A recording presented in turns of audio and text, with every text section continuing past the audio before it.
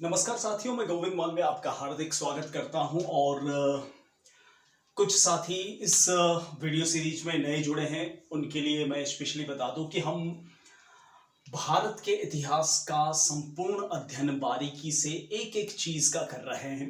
आप प्लेलिस्ट में जाकर सारे वीडियोस देख सकते हैं जिसमें मोर देन 50 से भी अधिक वीडियोस मैं बना चुका हूं, जिसके अंतर्गत भारतीय इतिहास की कंपटीशन के हिसाब से एक एक बारीकी मैंने कवर की है, जो आपके हर कंपटीशन के लिहाज से काफी महत्वपूर्ण है। ठीक है, हमने प्राचीन भारत का इतिहास सारा देखा है और मध्यकालीन इतिहास में हमने सल्तनत काल की हर एक बात को कवर किया है। आज एक महत्वपूर्ण टॉपिक में शुरू करने जा रहा हूं है और वो है मुगल साम्राज्य।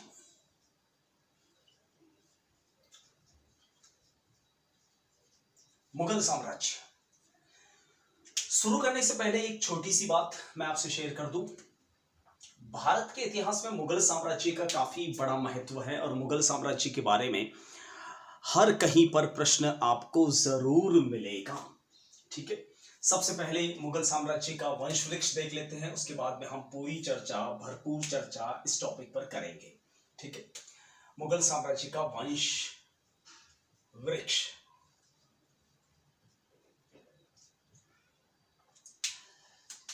मुगल साम्राज्य में सबसे पहला जो बादशाह था जिसका नाम था मिर्जा जहीरुद्दीन मोहम्मद बाबर। मिर्जा जहीरुद्दीन मोहम्मद बाबर के बाद इसी वंशक्रम में उसका बड़ा वाला शहजादा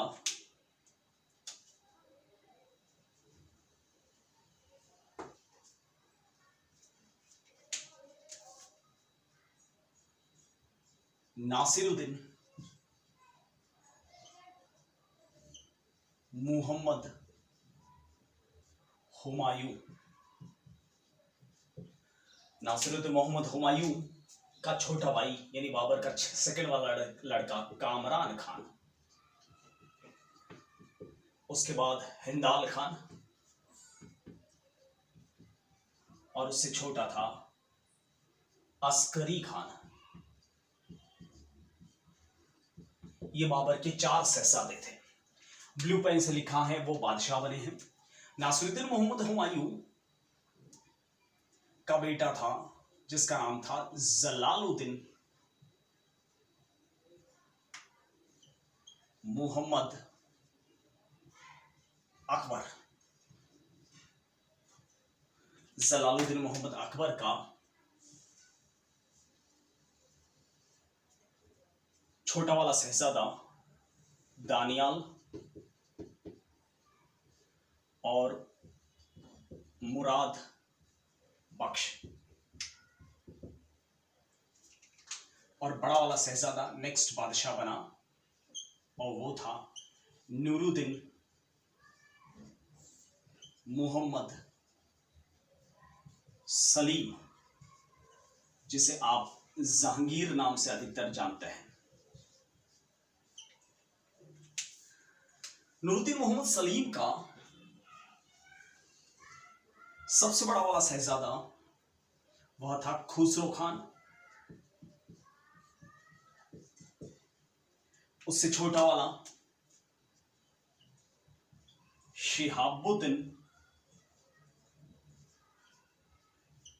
मोहम्मद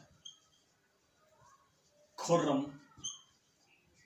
खान, जिसे आप शाहजहां नाम से जानते हैं, और उससे छोटा वह था परवेज खान और उससे छोटा था शहरयार खान। शिहाबुद्दीन मोहम्मद खुर्रम खान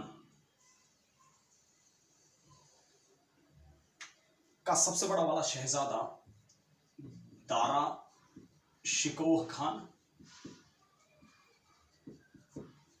दारा से छोटा शाह सूजा खान और उससे छोटा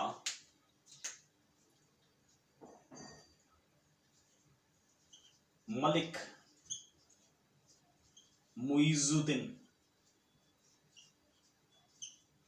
औरंगजेब आलमगीर।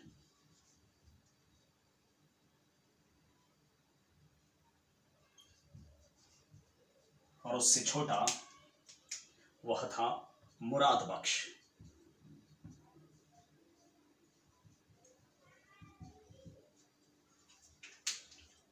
औरंगजेब आलमगीर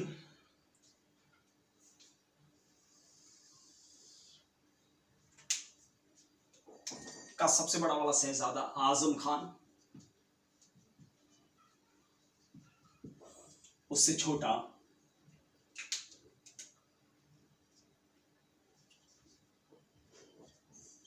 मुअज्जम अली, जिसे आप बहादुर शाह नाम से जानते हैं, उससे छोटा कमबख्श खान,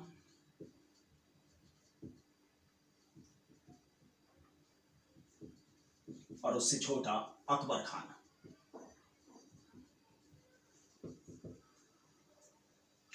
देखिए दोस्तों, ये है मुगल साम्राज्य का प्रारंभिक वंश वृक्ष। आप चाहे तो एक बार इसका स्क्रीनशॉट ले सकते हैं। देखिए, ये बादशाहों के ओरिजिनल नाम है जहीरुद्दीन, उपाधि है बाबर। ठीक है, ये उपाधि है बाबर। नासिरुद्दीन मोहम्मद में हुमायूं जो है वह एक उपाधि है, जिसे आप उपाधि नाम से ज्यादा जानते हैं। जलालुद्दीन नाम है, अकबर एक उपाधि है। ठीक है, नूरुद्दीन मोहम्मद सलीम है, उपाधि है जहांगीर। शहाबुद्दीन मोहम्मद खुर्रम है, उपाधि है शाहजहां। और मलिक मुइजुद्दीन औरंगजेब, औरंगजेब नाम है, उपाधि है आलमगीर की। यहां पर उपाधि औरंगजेब नहीं है, औरंगजेब नाम है। और मुअज्जम अली ओरिजिनल नाम है और उपाधि है बहादुर शाह की। ठीक है, एक बार चाहे तो इस बार आप स्क्रीनशॉट ले लीजिए, उसके बाद में मैं आगे इस वंश वृक्ष में बढ़ता हूं।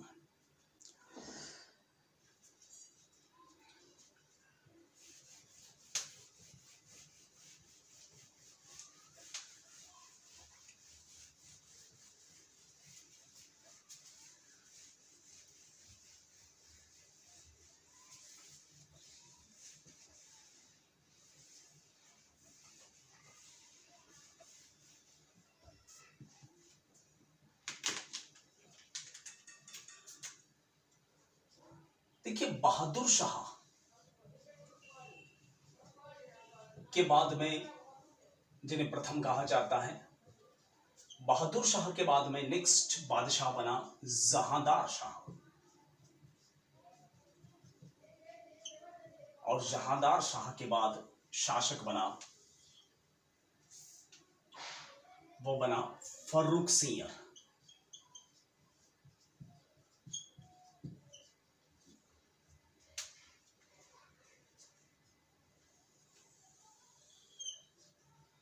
फर्रुख सिंह के बाद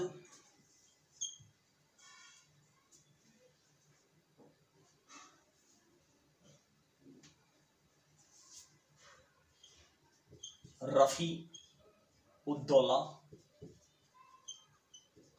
शाह, फिर रफी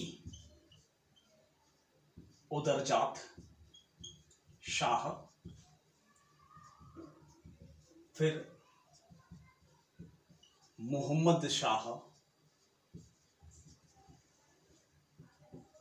रंगीला। उसके बाद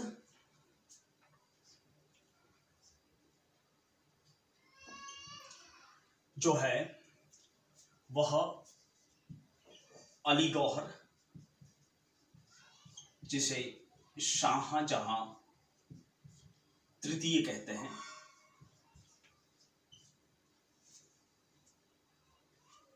शाहजहां द्वितीय सॉरी।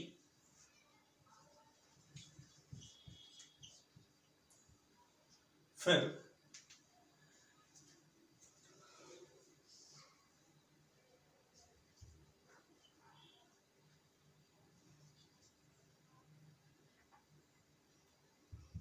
मोहम्मद शाह,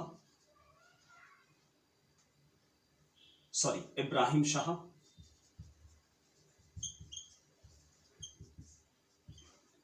और इब्राहिम शाह के बाद शाह आलम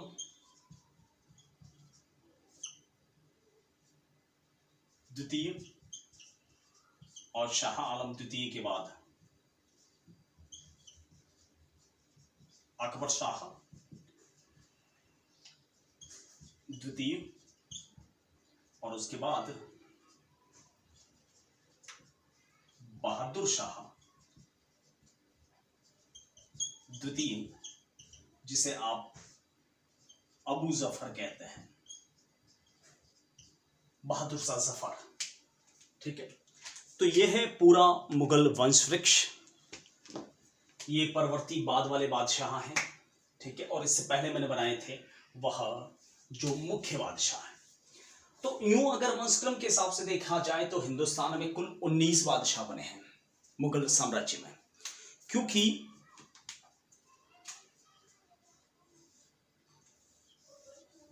हुमायूं 2 बार बादशाह बना है, और मोहम्मद शाह रंगीला ये भी 2 बार बादशाह बना है। ठीक है, उस हिसाब से वंशक्रम देखा जाए तो कुल 19 बादशाह बैठते हैं। ठीक है, अदरवाइज टोटल बादशाहों की संख्या जो है वह 17 है अगर इंसानों के अकॉर्डिंग देखा जाए तो ये था मुगल बादशाहों का वंशक्रम। अब थोड़ा सा मुगल साम्राज्य का परिचय देख लेते हैं।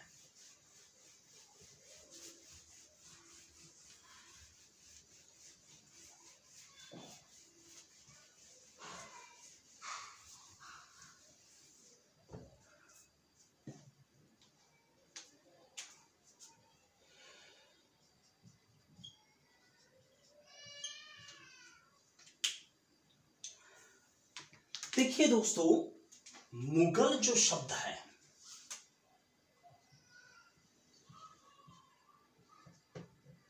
वह एग्जैक्टली मुंगल है, और मुंगल मंगोल से बना है। मंगोलों की एक शाखा थी जिसका नाम था चगतोई तुर्क। मंगोलों का एक वंशज था जिसका नाम था तरमाशरीन चगतोई, उससे संबंधित ये मंगोल है, और ये तुर्क सुन्नी मुसलमान कहलाता है।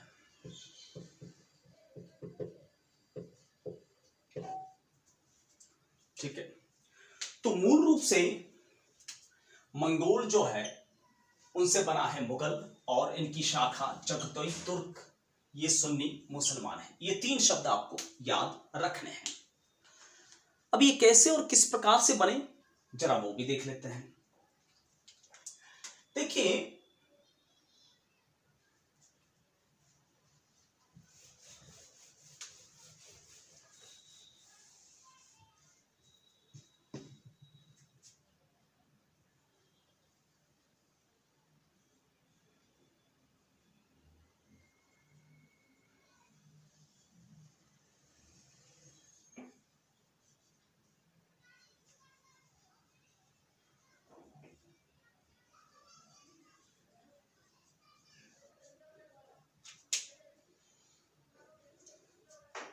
भारत,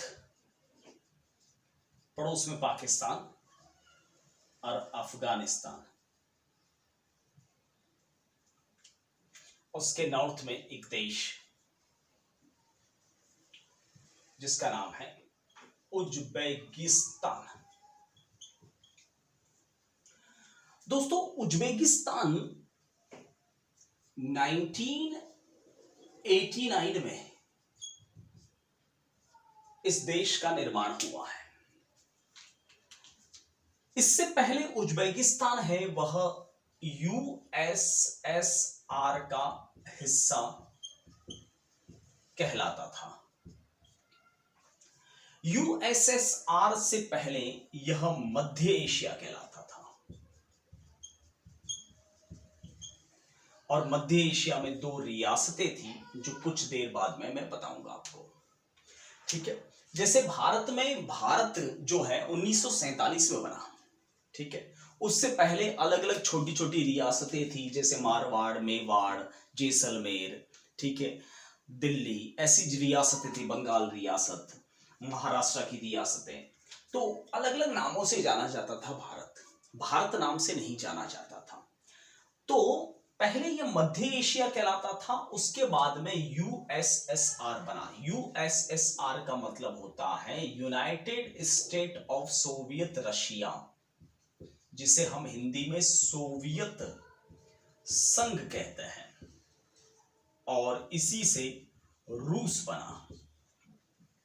यूएसएसआर और यूएसए के बीच में, यानी यूनाइटेड स्टेट ऑफ अमेरिका के बीच में एक युद्ध चलता था जिसे अपन कहते हैं कोल्ड वॉर, शीत युद्ध, ठंडा युद्ध। मतलब एक दूसरे के ऊपर आरोप प्रत्यारोप करना, एक दूसरे को नीचा दिखाना, एक दूसरे से होड़ करना, एक दूसरे से आगे निकलना, यह काम चलता था इनके। जैसे रूस ने यूरी गैगरीन को अंतरिक्ष में भेजा, ठीक है, तो यूएसए पीछे क्यों रहे? उसने अपोलो 11 के माध्यम से चंद्रमा पर सीधा इंसान उतार दिया, नील आर्मस्ट्रांग और बज एल्ड्रिन को। ठीक है, तो ऐसे युद्ध चलते थे। रूस हथियार बनाता था, सोवियत संघ, तो अमेरिका भी हथियार बनाता था। इन दोनों के बीच में कोल्ड वॉर चलता था, आरोप प्रत्यारोप चलता था, और आज भी चल रहा है। और उस कोल्ड वॉर में यूएसए की जीत हुई, और आज यूएसए विश्व की महाशक्ति है। ठीक है, और इस यूएसए की कूटनीति की वजह से रशिया के, सोवियत संघ के 21 भाग हुए थे, जैसे Tajikistan, Turkmenistan, Kazakhstan, Kyrgyzstan, Ukraine, Belarus, ऐसे जो कंट्री बने वह यूएसएसआर के टुकड़े थे। ठीक है, उसमें से एक टुकड़ा था उज्बेकिस्तान। ठीक है, और ये उज्बेकिस्तान पहले यूएसएसआर कहलाता था, उससे पहले मध्य एशिया कहलाता था। इस मध्य एशिया पर अधिकार था तुर्क का, और तुर्कों से पहले इस पर अधिकार था मंगोलों का। और मंगोलों में आपने 2 मंगोल सुने होंगे, और मैंने अभी पूरा बारीकी से देखा है। आप पहली बार प्लेलिस्ट पे हैं तो शायद आपको समझने में थोड़ी मुश्किल होगी।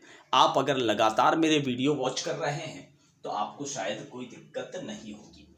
मंगोलों के वंशज मंगोल थे। एक का नाम था चंगेज खान, और एक का नाम था तैमूर लंग। मैंने परिचय करवाया है इनसे आपसे। मंगोलों में तैमूर लंग और चंगेज खान बड़े ही खौफनाक मंगोलियन आक्रमणकारी थे। कितने खौफनाक थे, मैंने लास्ट वीडियो प्लेलिस्ट में सारा कुछ बता रखा है।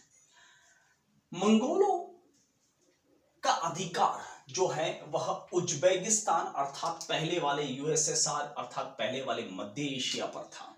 ठीक है, और उज्बेकिस्तान की आपने राजधानी सुनी होगी ताशकंद,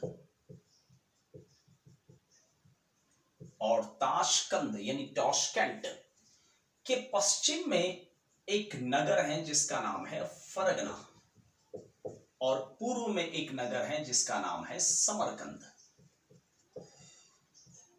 पहले ये फरगना और समरकंद रियासतों के नाम से जानी जाती थी। जैसे अभी भी मैंने कहा कि पहले भारत नहीं जाना जाता था, पहले मारवाड़, मेवाड़ नाम से जाने जाते थे, वैसे ये समरकंद और फरगना रियासतें कहलाती थी। ठीक है, उज्बेकिस्तान तो बाद में बना 1989 में। ठीक है, समरकंद और फरगना 2 रियासतें थी। फरगना में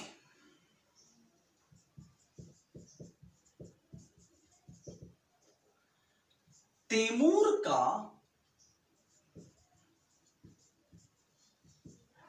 पांचवा वंशज, जिसका नाम था मिर्जा अली शेख, और इस मिर्जा अली शेख की बेगम थी वह चंगेज खान की 14वीं वंशज थी, जिसका नाम था निगार बानो। ये मिर्जा अली शेख फरगना का सुल्तान था।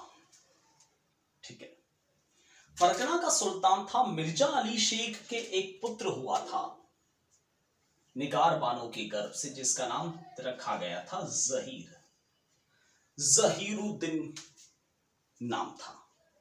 जन्म हुआ था 1483 वैलेंटाइन डे को, 14 फरवरी को, फरगना में। ये मिर्जा अली शेख तैमूर लंग की चगतोई, तरमाशरी चगतोई शाखा से संबंधित था। ठीक है, जहीर का जन्म हुआ था और पड़ोस में समरकंद रियासत थी। समरकंद का जो सुल्तान था वह मिर्जा अली शेख का एक भाई था, सौतेला भाई, और इन दोनों रियासतों के बीच में 36 का आंकड़ा था। यानी फरगना में मिर्जा अली शेख और समरकंद में मिर्जा अली शेख का सौतेला भाई, दोनों एक दूसरे को फूटी आंखों नहीं देखते थे। फिर भी एक दिन जहीर के जन्म दिवस पर मिर्जा अली शेख ने दावत रखी फरगना में, और दुश्मनी भुलाने के लिए समरकंद रियासत के अपने सौतेले भाई को फरगना बुलाया। अली तुर्कमशान फरगना गया और जिस दिन जहीर के जन्म की दावत थी उसी दिन खाने में जहर मिलाकर मिर्जा अली शेख का काम तमाम कर दिया, और मिर्जा अली शेख के प्यार में उसकी बेगम भी अल्लाह के पास चली गई और जहीर बन चुका था अनाथ। ये अपनी जीवनी में लिखता है जहीर कि मैं मात्र 7 साल का था तब फरगना का सुल्तान बना था, और मुझे लगता था कि मेरे साथ खुदा ने बहुत बड़ा मजाक किया है। लोग मुझे मनूस कहते थे क्योंकि आते ही अब्बू और अम्मी को खा गया। बाद में मुझे धीरे धीरे पता चला 12 साल की आयु तक आते आते कि शैतान कोई और नहीं, शैतान है मेरा सौतेला चाचा। इसलिए 12 साल की उम्र में मैंने समरकंद से निकलकर फरगना पर आक्रमण किया, तो चाचा ने चालाकी दिखाकर फरगना पर आक्रमण कर दिया। चाचा के कब्जे में आ गया फरगना और जहीर के कब्जे में आ गया समरकंद। फिर से राहनी गया, 15 साल की आयु थी, इसने समरकंद से निकलकर फरगना पर आक्रमण किया, तो चाचा ने इस बार समरकंद पर कर लिया। इस बार चाचा के कब्जे में समरकंद और जहीर के कब्जे में फरगना। फिर से राहनी गया, 17 साल की आयु थी जहीर की, फिर से इसने फरगना से निकलकर समरकंद पर आक्रमण किया। चाचा ने इस बार आधी सेना समरकंद में छोड़ के आधी सेना समेत फरगना पर अटैक कर दिया, और जहीर न इधर का ना उधर का, उसको फरगना से भी हाथ धोना पड़ा और समरकंद से भी हाथ धोना पड़ा। भागता भागता भागता अफगानिस्तान आया। अफगानिस्तान की राजधानी काबुल, काबुल के पास में एक जगह है बाजोर। यह बात है 1519 ईस्वी की। बाजोर आया और बाजोर के पास में बाजोर